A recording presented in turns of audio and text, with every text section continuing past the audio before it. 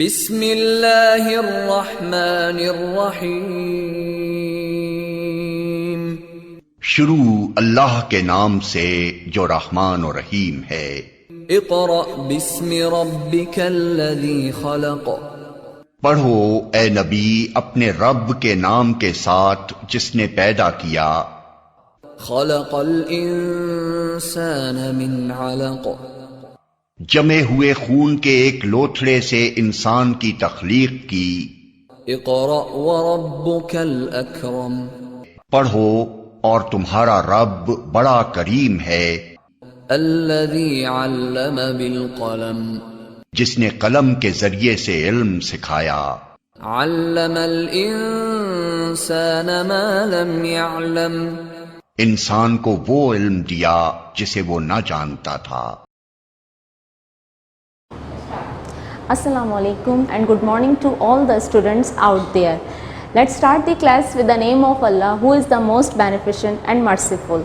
This is class 6 and the third video lecture of English language teaching ELT and I am yours ELT teacher. Now before moving towards our new topics, let's discuss what have we learned in our previous class. In our previous class we learned about what is grammar, the rules of learning language structure are called grammar. And further we have discussed about the unit number 1 noun, the parts of speech, and its chapter number 1 gender, and chapter number 2 number and their exercise. Now today we will discuss about the another parts of speech, that is the pronoun, which belongs to the unit number 3, and we further discuss about its chapter number 5 definition and usage, and chapter number 6 kinds of pronoun and their exercises. Now before starting the pronoun, let's discuss what are the parts of speech. As I told you in my earlier class what are the parts of speech, and right now I am telling you once again, the parts of speech are 8 in numbers and the group of words are classified into the different classes according to their function. These are called the parts of speech and they are 8 in numbers. For example, verb, noun, pronoun, verb, adverb, adjective, preposition, conjunction and interjection. These are the parts of speech. Now today we will discuss about the another parts of speech, that is the pronoun, which belongs to unit number 3. Now after knowing about the parts of speech, let's start the pronoun. Pronoun means, first you should know what is pronoun. Pronoun means for a noun. Pronoun means for a noun and it is used instead of or takes place of a noun. For example, Arsal is my cousin. Arsal is my cousin and he is my best friend.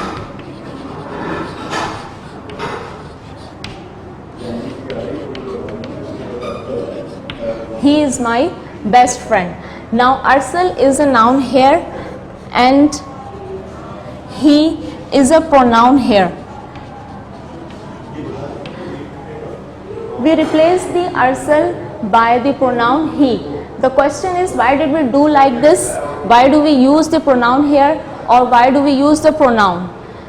Right, the answer is that if I write Arsal is my cousin and Arsal is my best friend, so it seemed to be very odd to write and read, that is Arsal is my cousin, Arsal is my best friend. So I replaced Arsal as a noun by the pronoun he. And why do we use the pronoun? So the answer is that to avoid the repetition of any noun, to avoid the repetition of any noun. To avoid the repetition of any noun over and over again, we use the pronoun. That's why we use the pronoun, for avoiding the repetition of any noun, as I did in a above exercise. Got it? Now this is the end of chapter 5. Come to its exercise. In exercise 1 on page number 29, what will you do? In this exercise, first we will have to pick out the pronoun and then tell us what they refer. The exercise 1 is When the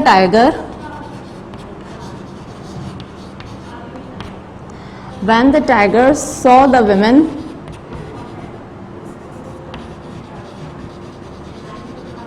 it sprang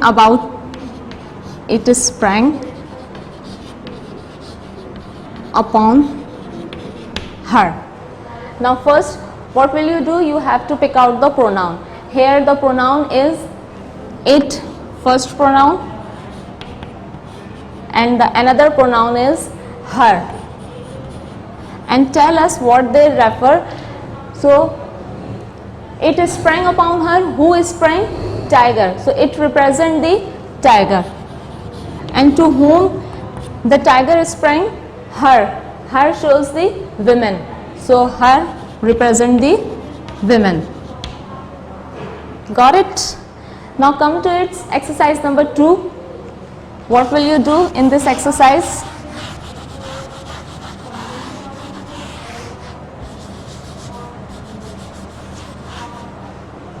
In exercise number 2 on page number 30, what will you do? First, you have to change the some noun into the pronoun. The girl sang sweetly. The people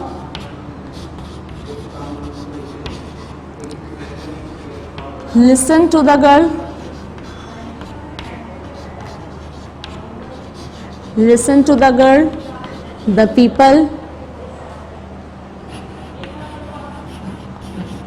like to the girl, and the people gave the girl the money.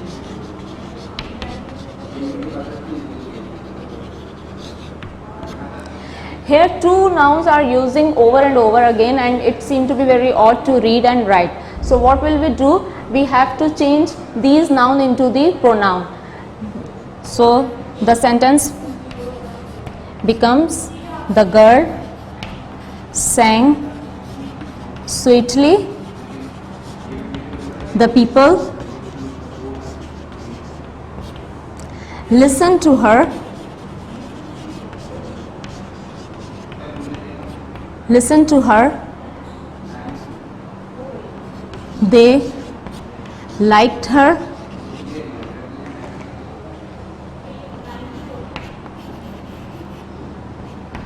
And they gave the girl, and they gave her the money. So we replace the girl by her and the people by they. For avoiding the repetition of both noun, the people and the girl, we use the pronoun here. So we replace the people by they and her, the girl. You will do the both exercise in the same way as I tell you. Right? This is the end of chapter 5. Now come to the chapter number 6. Kinds of pronoun, page number 31 in your book, Wren and Martin.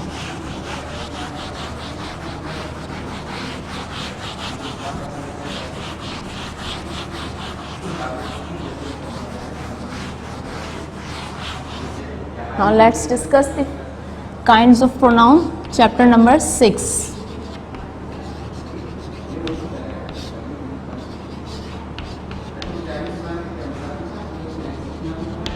Kinds of pronoun. Let's discuss first kind, that is the personal pronoun. Right. As shown by its name, personal pronoun, it shows the person or things. Right. There are two types of personal pronoun. The first one is subjective personal pronoun. Subjective personal pronoun.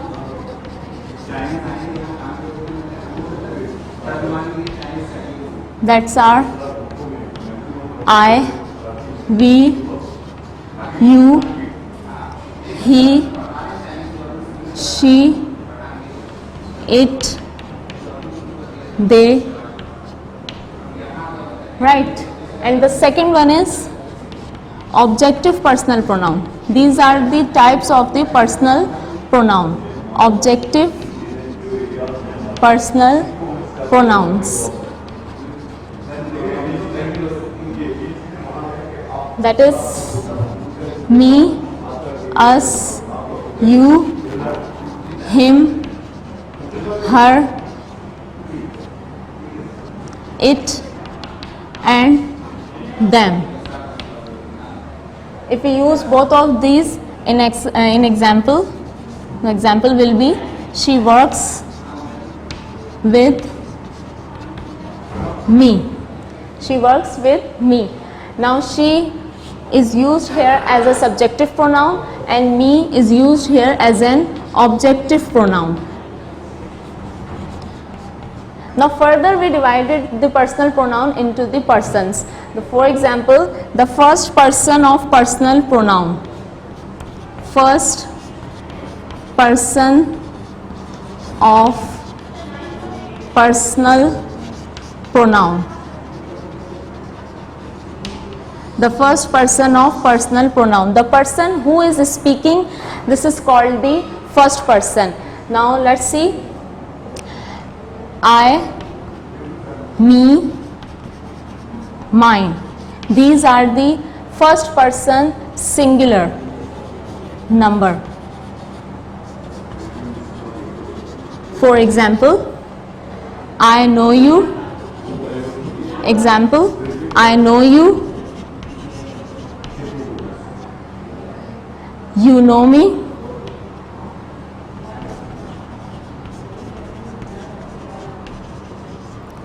And it's mine. Right. Now the first person plural number. First person of personal pronoun in plural numbers.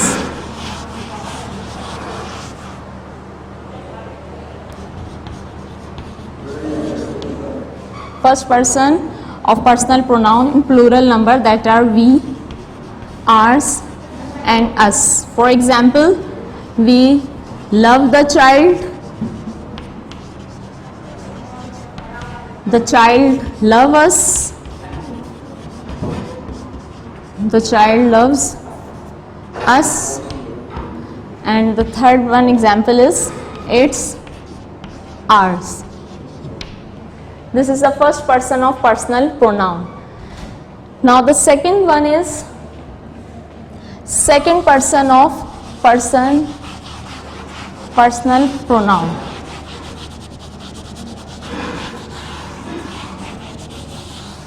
Second person of personal pronoun. The person who is spoken to, this is called the second person of personal pronoun. For example, you and yours. These are the second person of personal pronouns, right? You are late. Here you is used as a subjective pronoun. Where are you? Here you is used as an objective pronoun, right? Are these books yours? Here yours shows the possession of anything, right? Now come to the third person of personal pronoun. Third person of personal pronoun. The person who is spoken of is called the third person of personal pronoun. The person who is spoken of is called the third person of personal pronoun. Let's see what are the pronouns. He, she, he, him and his. These are the first person singular for masculine gender. For masculine gender.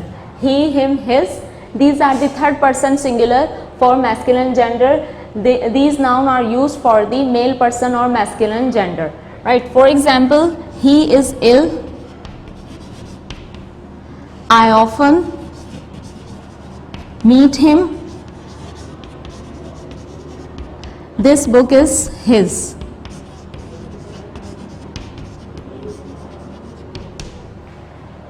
Now the third person singular for feminine gender, that is she, her and hers.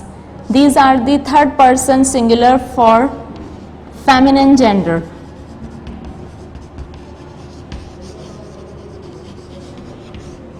These pronouns are used for female gender. For example, she is ill. I often meet her. This book is hers. Got it? Now come to the another pronoun.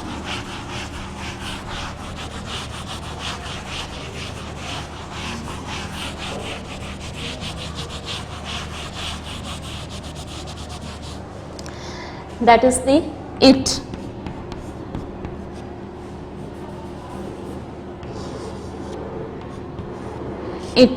It also a third person singular for neuter gender. For neuter gender. The example is that throw it away. Throw it away.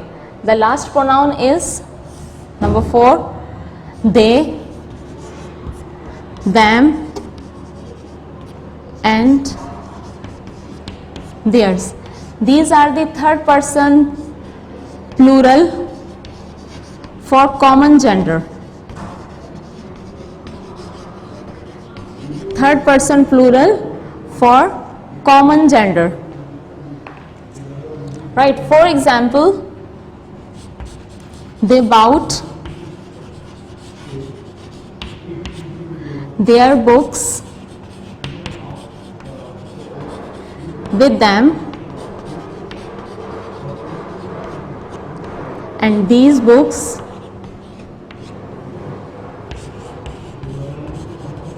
are theirs.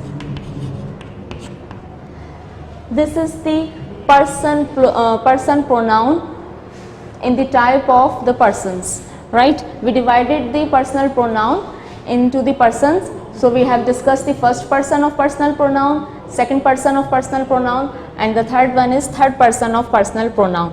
Now come to the another kind of personal pronoun, that is the emphatic pronoun.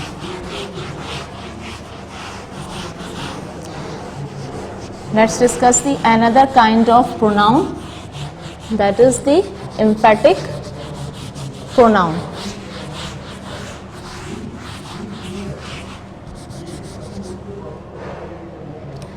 The another kind of pronoun is emphatic pronoun. As shown by its name, emphatic computes from the emphasis.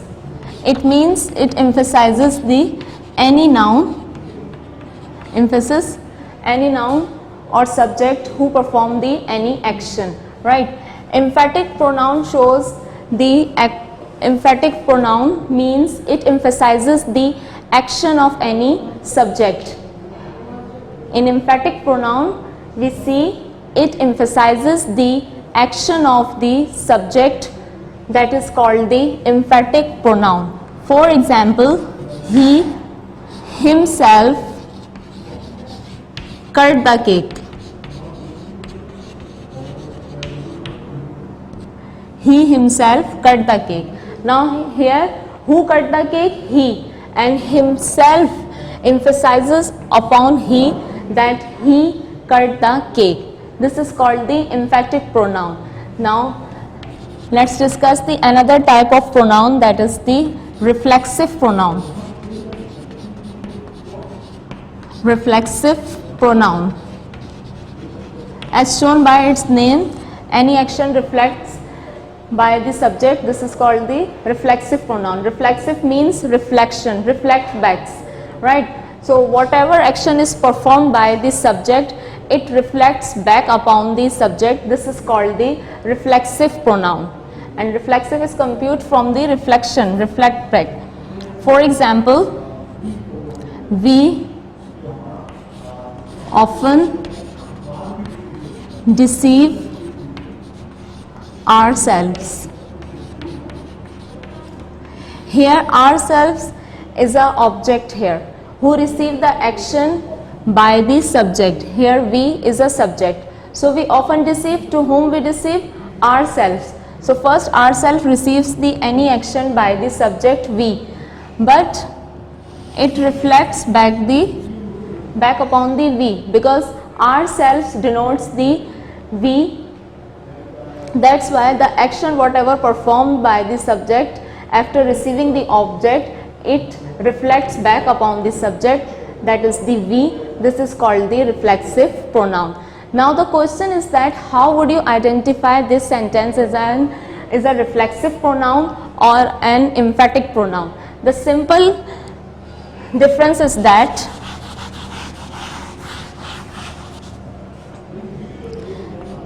he himself cut the cake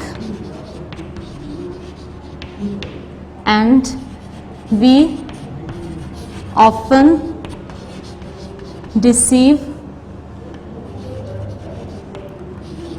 ourselves. So the difference between both of them is that if we remove himself pronoun from this sentence, there will be no effect in the meaning of this sentence, and it gives the complete meaning or sense. He cut the cake and he himself cut the cake. So after removing the himself from this sentence, there will be no effect in the meaning of sentence. This is called the emphatic sentence. Emphatic sentence. And this pronoun shows the himself, shows the emphatic pronoun. Emphatic pronoun. Now in other sentence, if we remove the ourselves from this sentence, so after removing the ourself, there will be effect in the meaning of the sentence and it gives the incomplete sense. It means this is the reflexive sentence. For example, if we remove ourselves from this sentence, the sentence will be we often deceive. To whom we deceive? You don't know. So we put here ourself again, which gives the complete meaning, that is the we often deceive ourselves. It means that this is the reflexive sentence. Reflexive sentence, and ourself shows the reflexive pronoun. Ourself shows the reflexive pronoun. Let's sum up the difference. Let's discuss the difference between both of them once again and sum up. Let's sum up the difference between both sentences. I said if we remove the pronoun from this sentence, there will be no effect in the meaning of sentence. This is called the emphatic sentence. And if we remove the pronoun from this sentence and after removing there will be the effect of this sentence, this is called the reflexive sentence, and the pronoun shows the reflexive pronoun. Now this is the end of chapter 6. Let's discuss its exercise. On page number 32, exercise 1, what will you do in this exercise? You have to just pick out the pronoun. First you will have to pick out the pronoun from these sentences and then tell us either the sentence is reflexive or the sentence is emphatic. The first point is that I will do it myself. First you will have to pick out the pronoun. myself is a pronoun, and tell us the sentence is emphatic or reflexive. If we remove myself from this sentence, it gives the complete meaning and there will be no effect in the meaning of the sentence. So this is called the emphatic sentence. Emphatic sentence. Now the next point is he hurt himself. Himself is a pronoun, and then tell you this sentence is a reflexive or emphatic. If we remove himself from this, there will be the effect of the meaning. He hurt, to whom he hurt, you don't know. So we put here himself again. So it means that is the reflexive sentence. And the remaining exercise will be solved in this manner or in this way, right? And you will have to complete or copy this work by the Xerox from page number 38 and 39 in the actual portion of your copy, that is the middle school English grammar and composition, that is the middle school English grammar and composition portion which I told you in my first class, right? Now come to the last topic of this class, that is the tenses.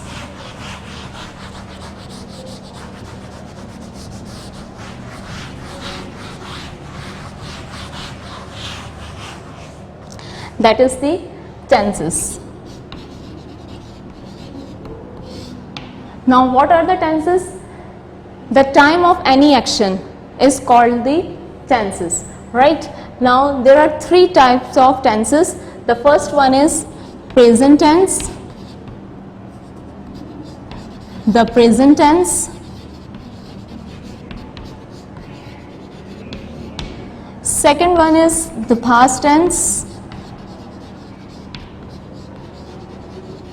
and the third one is the future tense.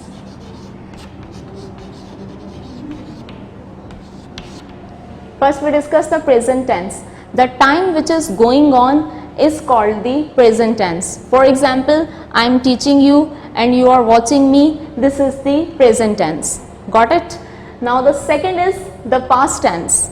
The time which had gone is called the past tense. You came to school. This is the past tense. The third one is the future tense. The time which is going to come is called the future tense. For example, you will come back to school. This is the example of future tense. Now each tense has its own types or kinds. For example, tenses shows the time of action, any action, right? First is the present tense.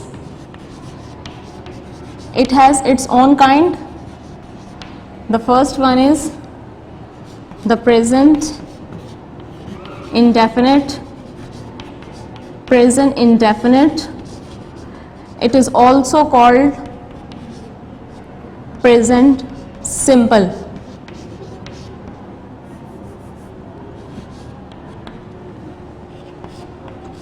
Present continuous. It is also called present progressive. Continuous is also called present progressive. Third is the present perfect, and the last one is the present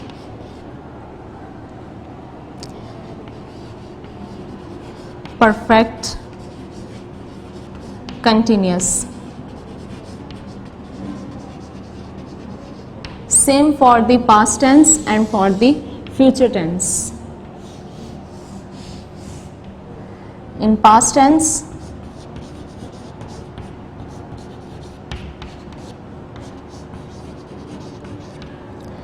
first one is the past indefinite,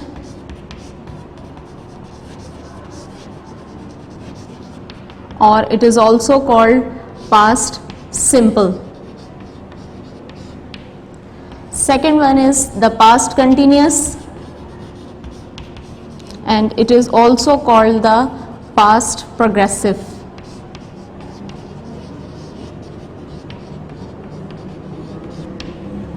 Past perfect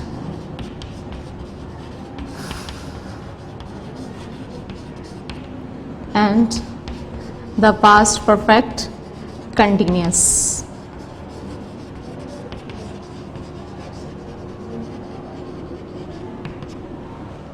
Now the third one is future tense. It has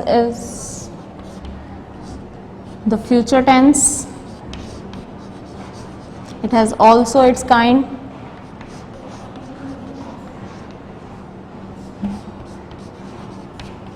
The future indefinite.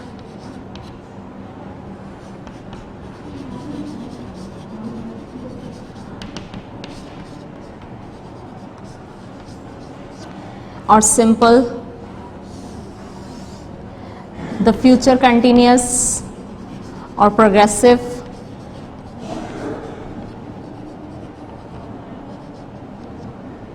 The future continuous or progressive. The future perfect.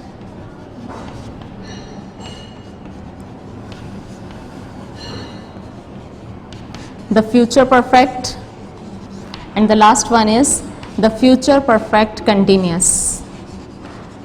The future perfect continuous.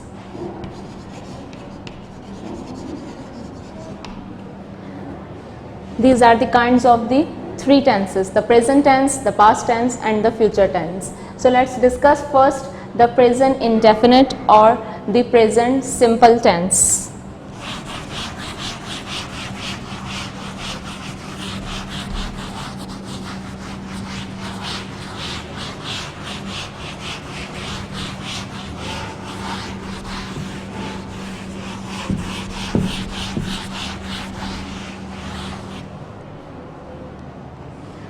The first one is the present indefinite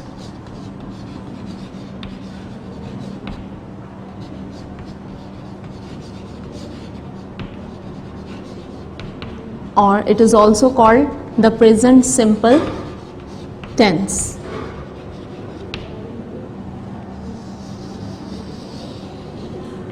Now what is the present indefinite tense?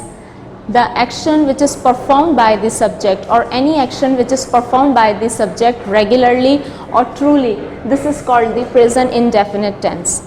In this tense it shows your daily habit and habitat, like you get up early in the morning, right? And the universal truth, the sun rises in the east. Now first we discuss, after knowing the what is the present indefinite tense, let's discuss its identification. How can you identify this is the present indefinite tense? Identification in Urdu. In Urdu, you can identify by ta hai, ti hai, and te hai. And let's talk about the identification in English. How can you identify this is the simple tense, simple present tense in English?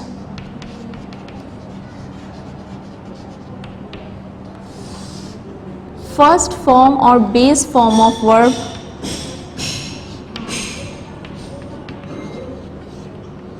in this tense, we use the first form or base form of the verb. This means that this is the present simple tense. But in some pronoun, the third person singular pronoun, we use SES and IES. But the basic identification of this sentence is we use the first form of verb or the base form of verb in this sentence. So this is the identification of the present simple tense, that we use the first form of verb, and with some pronoun like third person singular we use SES and IES.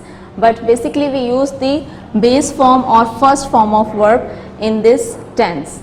Now after discuss the identification of this tense, let's discuss about its structure. There are two types of structure of present indefinite tense. The first structure is affirmative structure. For the affirmative sentences, now what are the affirmative sentences? Affirmative sentences means these sentences shows your expressions, your thoughts, your ideas, your statements. This is the affirmative sentences, right? And the structure for he, she, it and any singular number, we use this structure.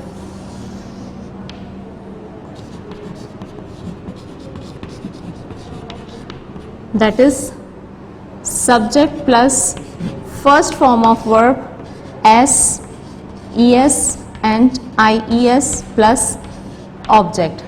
Subject is a doer of any action, verb any action, and object is a receiver of any action by the subject. Now let's see where we put s, es and ies and how. So we follow the rule. Rule number 1.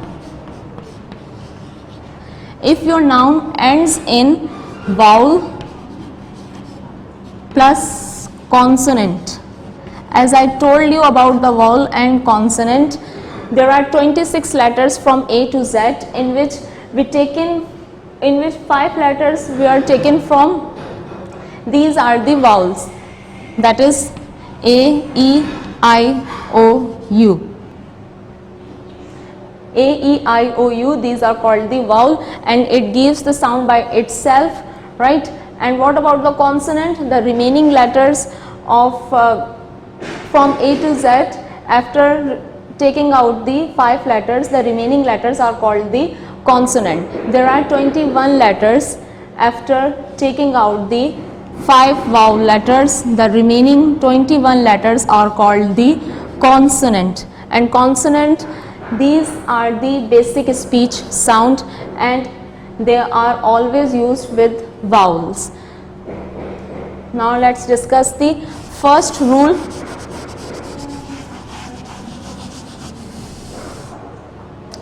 First rule is that if your verb ends in vowel plus consonant or E, we add S in this sentences. For example, number 1 is he play cricket. He is a subject, the doer of any action. Play is a verb, it shows any action. Cricket is an object and the receiver of any action. Here your verbs end in one vowel, that is A, and Y, that is the consonant. So we add here S as a suffix. So he plays cricket, right? And the second one is she writes a letter. Here your verb ends in E, we put S as a suffix, so it becomes she writes a letter. He plays cricket. In Urdu, let's talk about Urdu. वो cricket खेलता है. It ends in ta hai, right? So he plays cricket. Here plays verb ends in one vowel and consonant. We add s as a suffix here. The second one is she writes a letter. वो खत लिखती है. It ends ती है, right? And the verb ends in e. So we put s as a suffix in these sentences. She writes a letter. It means that your sentence end in one vowel and consonant. Either it's not necessary the one vowel, it means if there are 2 or more than vowels can be. So if the verb ends in vowel and consonant, we add s here. Let's see. It rains. बारिश होती है.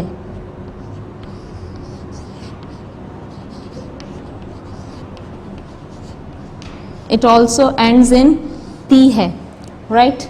Here we use two vowels a and I and one consonant, and so our verb ends in two vowels ai and one consonant, and we add s as a suffix here, right?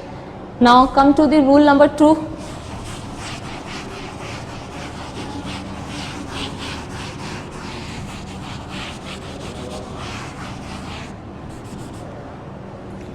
Rule number 2, if your verbs end in sibilants. Now what are the sibilants? That is sh, ss, cho and x. If your verbs end in one of these and in one of them we add es in the end of any verb. For example, she washes, the verb ends in sh, so we add es as a suffix in this verb. She washes the clothes, وہ کپڑے دھوتی ہے. It ends in تی ہے. Now the second one is he watches, the verb ends in ch, we add es in the end of this verb. He watches TV, وہ T V دیکھتا ہے. It ends in تا ہے, right? The third one is it expresses,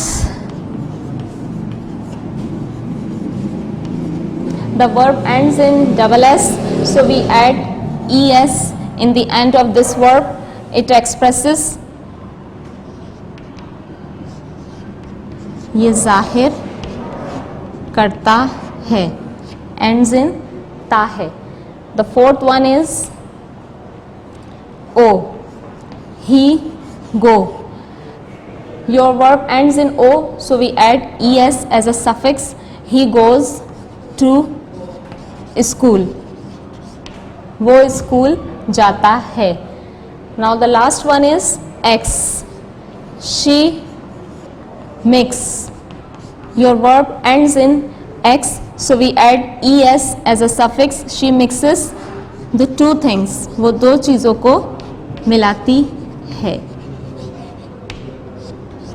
Now this is the rule number 2 for adding es. Now come to the rule number 3. If your verb ends in consonant plus y, we add ies. If your verb ends in consonant plus y, we add ies. Let's see how. The example is he worry. Worry, this verb ends in y and consonant r. So what will we do here? We just remove y from this verb and we add I instead of y and add ies in the end of this verb. So it becomes he worries about his study, about his studies. Right, here he is a subject, worry is a verb, and about his studies is an object. And as I told you, what is the subject? The doer of any action. Worry, verb, it shows any action, and about his studies is an object. It shows the receiver of any action by the subject. Now the second one is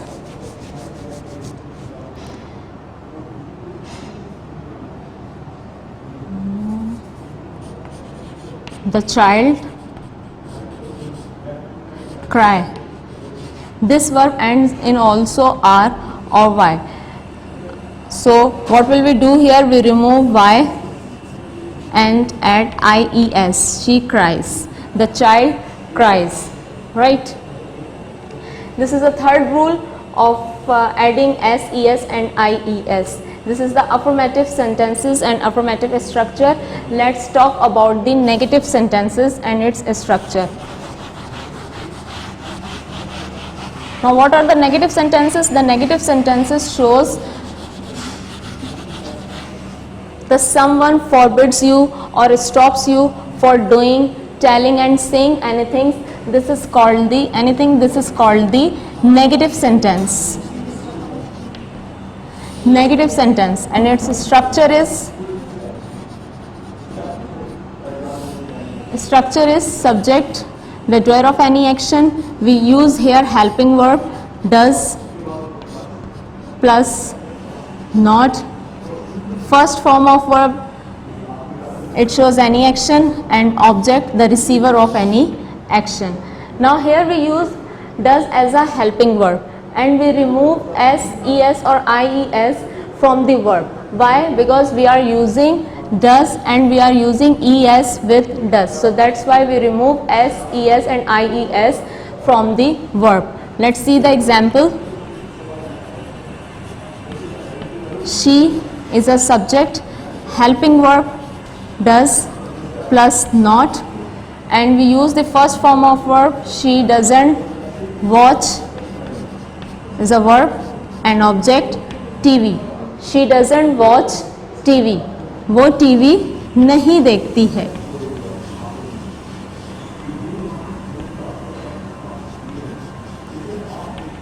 नहीं देखती है. The identification of negative sentences. Not is present in these sentences. Not represent that these sentences are the negative sentences. Right. Now the second example is this. He doesn't play cricket.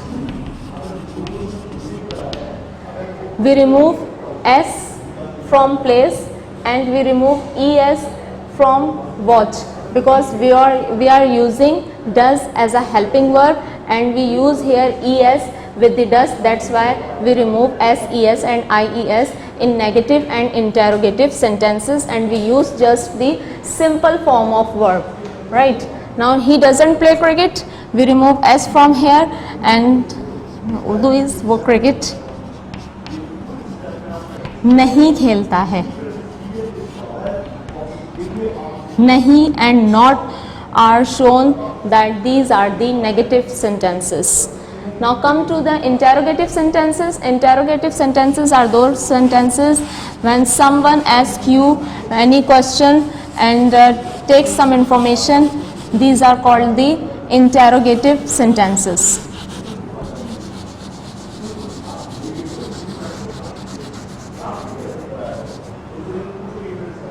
Interrogative sentences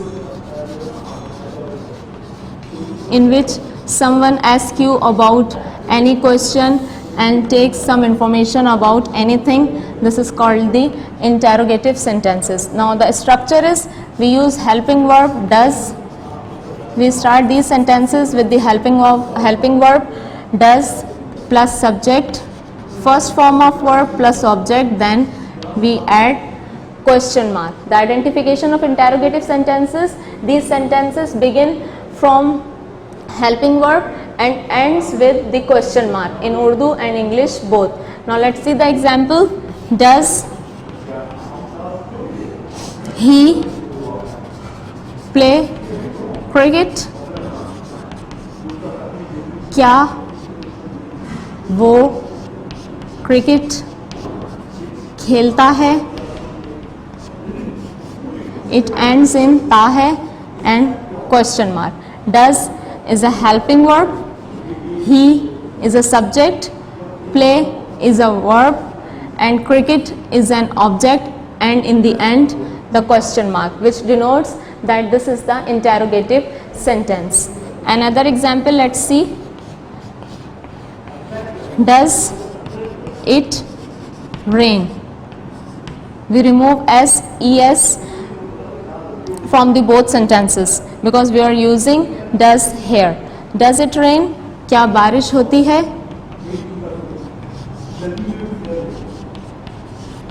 Ends in ती है and we add the question mark. Now this is the end for this structure. Now let's see the another structure of present indefinite tense. This is the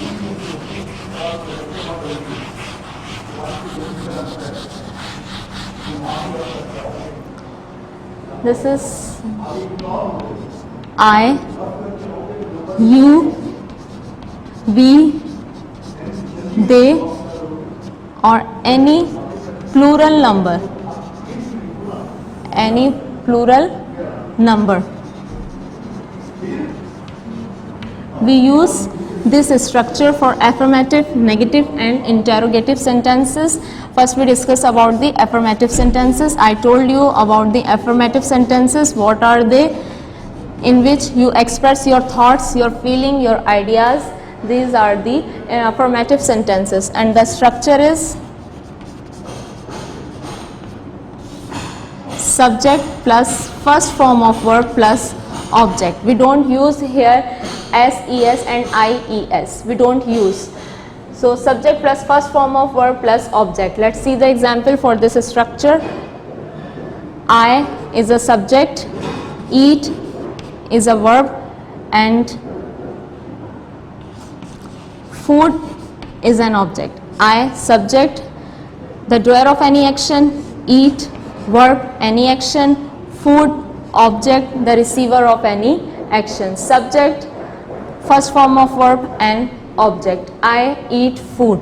मैं खाना खाती हूँ. Let's see the another example with the second pronoun, that is the you. You watch TV. तुम TV देखते हो. With plural noun, birds build nest in the tree. परिंदे दरख्तों पर घोंसला बनाते हैं.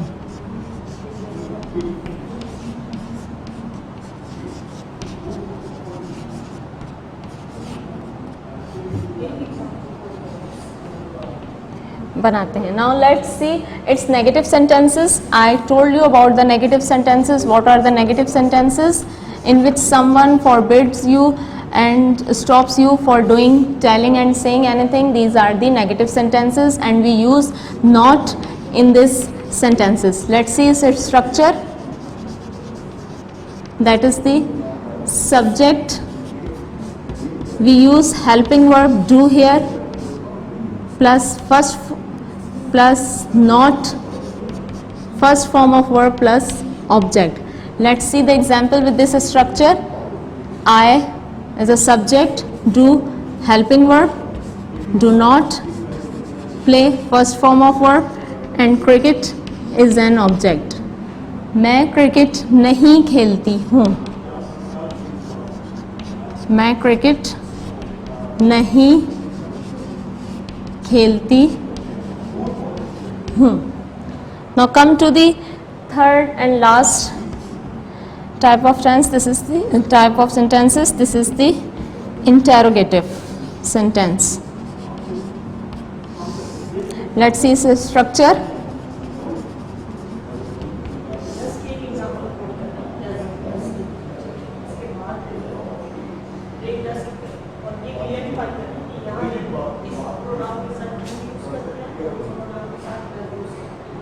I told you earlier, and I have written everything. Okay. Right. Structure is helping verb, do plus subject plus first form of verb plus object, then ends with question mark. Question mark is the identification of an interrogative sentences. Let's see the example with this structure. Do is a helping verb, I subject, first form of verb play, and object is a cricket here, and then question mark. क्या मैं cricket, khelti, right?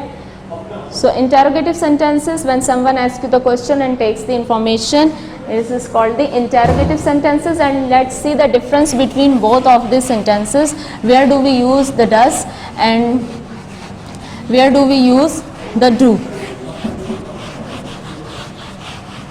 We just see these difference. In affirmative sentences, does we use for she, it, he and any singular number. Like this, just see the, in affirmative, she plays football. This is the affirmative. And in negative, she doesn't. We use here doesn't. She doesn't play football. This is the negative. And the third one is, does she play football? This is an interrogative. We use does with first form of verb with s, ies and s. We use does.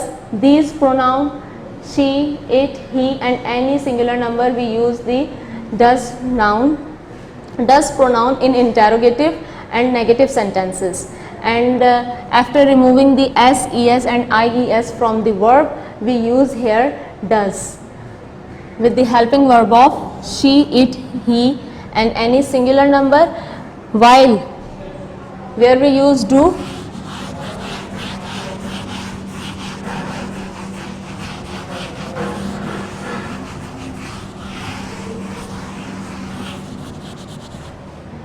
we use do for these pronoun I, we, you, they and any plural number. We use do here. Let's see the example. I play football. This is the affirmative sentence. I don't play football. This is the negative sentence. And do I play football? This is an interrogative sentence. Now this is the difference between both sentences. We use does for she, it, he, any singular number, and we use do for I, we, you, they, any plural number. This is the difference between the both of a structure. Now this is the end of the class and enough for today. Let's discuss the copy work, right? Copy work, you have to copy the whole work by your Xerox. You have to copy the whole work from your Xerox from page number 38 to 40 in the actual portion of your copy, as I told you earlier. And make sure that you must have to complete your given task, your copy work, before the given date, that is the 15th of August. That is the 15th of August 2020, because your copies will be collected from 15th of August. So make sure that you have to complete your given task before the given date, that is the 15th of August. And let's discuss about your homework. What will you do in your homework? First, regarding my lecture,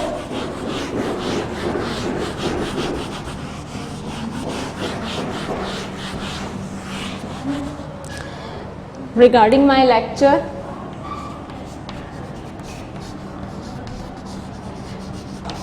the lecture, change into negative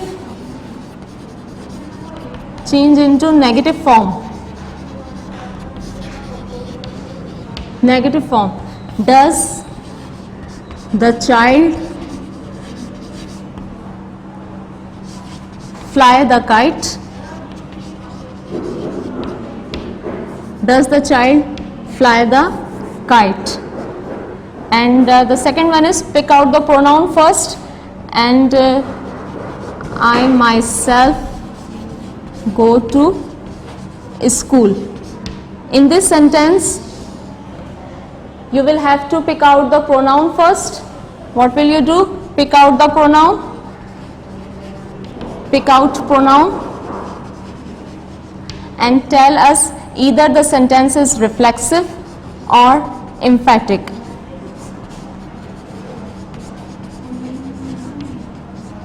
And the second homework is copy the whole work. Copy all work from page 38 to 40 by your Xerox. Okay, it's time to me to go. Thank you very much for being with me, and I hope you have got everything regarding my lecture, and I'm leaving you this beautiful quote: work hard in silence and let your success be your noise. We will meet you soon with new topics and continue this topic and chapter number 6. Till then, take care. Allah Hafiz.